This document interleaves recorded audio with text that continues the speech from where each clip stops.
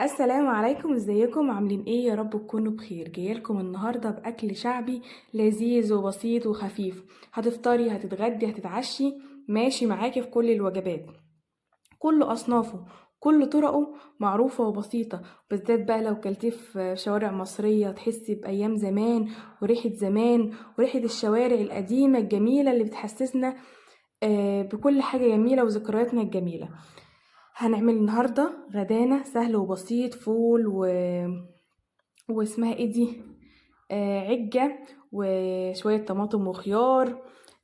اي حاجة، اكل شعبي كده بسيط هيحسسك كده بايام زمان والاكل بتاع زمان. انا بحب جدا الفول والحاجات دي، بالذات لو من الشارع. هي دي الحاجة الوحيدة اللي بحب جدا اكلها من الشارع. وبمشي كده اتفرج على عربيات الفول، بجد بتبقى منظرها جميل ومجذبة كده انك تقعدي تتفرجي على المنظر ده، بالذات لو وقت صبحية الساعة 6 أو 7 والناس رايحين الشغل. نبدأ كده بسم الله. جبت طاسة سخنتها بشوية زيت، حطيت عليها فصين توم وفلفلاية رومي، عايزاه سبايس حطي حراق وطماطم. طبعا احنا كده عارفين هنعمل ايه، هنعمل طبق الفول العظيم. اللي بيحبوا بالطماطم يعملوا كده طريقة كويسة جدا وجميلة وبسيطة يعني. لو زهقتي من الطحينة أو السادة جربيه بالطريقة دي. ملح بقى وكمون ورشة فلفل صغيرة جدا وبس يا ستي، وهنزل بقى بالفول. انا لو هعمل فول بالطماطم ما بحبش اهرس حبة الفول، لكن لو هعمله بالطحينة او بالزبدة بحب ايه اهرسه. لكن لو بالطماطم بسيبه الحباية صحيحة كده تمام. بالنسبة بقى للناس المسافرين برا مصر، ساعات لما يجي يعملوا بقى الأكل الشعبي البسيط بتاع المصريين وكده، بيحسوا طبعا بأيامهم في بلدهم، بيحسوا بشوارعهم وحاجاتهم الجميلة وذكرياتهم. الأكل ده بجد بيكون يعني ليه مع كل حد فينا ذكريات حلوة.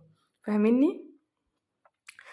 العجة بقى، العجة مش عارفة ما جاتش وانا بعملها. قطعت ربطة او نص ربطة من الكزبرة، على بيضتين، على طعمية حوالي كده مثلا كوباية عجينة طعمية. فاهماني؟ لو انت مشترياها او عندك في البيت كوباية عجينة طعمية على نص ربطة بقدونس او كزبرة وبيضتين، وتضربيهم على بعض بحبة ملح وكزبرة. بس كده يا ستي. وهتحطيهم في الطاسة عادي كده بمعلقة، بس مش هتكتري الزيت في الطاسة. يعني الزيت زي ما انت شايفه كده، يعني مش هتحطي زيت كتير اكنك مثلا هتقلي بطاطس، لا، الكميه اللي انت شايفاها دي اللي هي يا دوبك مغطيه بس وش العجه كده من فوق، حاجه بسيطه جدا. تمام. بنزلها بالمعلقه وبفردها عادي جدا على الحجم اللي انا عايزاه، سواء صغيره كبيره متوسطه. انا فضلت الحجم اللي انت شايفاه ده، اللي هو عشان يبقى مختلف شويه عن قرص الطعميه. بس كده. وما تخافيش، يعني انت اول ما تحطيها مش هتاخد شكلها ولا حاجه، انت اقعدي حطي، بس اهم حاجه النار تكون هاديه شويه. هتحطي وتسويها بالمعلقة وخلاص، وهتسيبيها تاخد شكلها وتقلبيها الناحية التانية. تمام. بجد طعمها حلو وتبقى لذيذة. انا لو هعمل طعمية مقلية ما بحطش فيها بيض الصراحة ولا بيكنج باودر، لكن لو هعمل عجة بحط فيها بيض فقط. فاهميني؟ انا سبق وقلت برضو البيكنج باودر انا بحبش ادخله في اي حاجة من الاكل. بس يا ستي، خدت الوش الجميل الذهبي ده وقلبتها. هتقطعي بقى جنب الاكل الحلو اللذيذ ده طماطم، خيار، عندك ربطة جرجير، بصل اخضر اللي بيحب البصل الاخضر، حبة مخلل. اهو يوم وعدى وخلاص، واكلة لذيذة وبسيطة. وخلاص انا كنت خلصت طبق الفول اللي بالطماطم وسبته ورا. طفيت عليه، لكن قبل ما خلاص محضر صينيتي هسخنه كمان حاجة بسيطة جدا وخلاص على كده. عايزة تحطي عليه معلقة زبدة بلدي او سمنة بلدي على الوش كده هيبقى حلو جدا، زيت زيتون براحتك انت.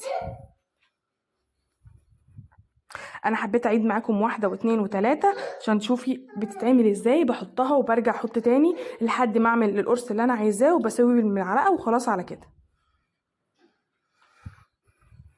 الفيديو النهارده بسيط ولذيذ، ما فيهوش اي حاجه. عارفه ان اغلبنا ساعات بيجي عليه ايام بيبقى محتار ومش عارف يعمل ايه. لا، تعالي وانا هقولك هنعمل ايه. جبت بقى بوله كده، حطيت فيها بيضتين وهقطع عليها بصل اخضر.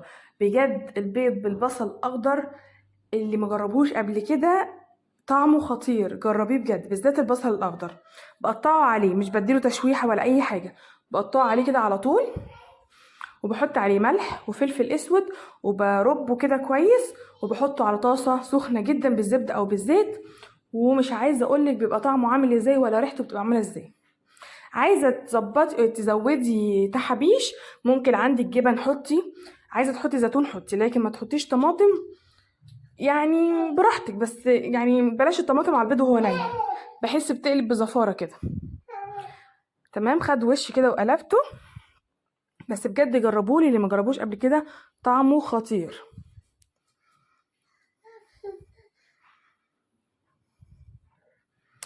هنا كان الطبق التالت خلص، الفول ولعت عليه تاني ورا اهو زي ما انت شايفه، والعجه خلصتها، والبيض قليته، حاولت اخلي البيض اخر حاجه عشان ما يبردش، والعجه كانت في النص، والفول عادي سخنته تاني مش مشكله، وقطعت طماطم وخيار وربطه الجرجير وواحده من البصل الاخضر كانت فايده، احنا ما بنحبش البصل قد كده فما حطيتش تاني.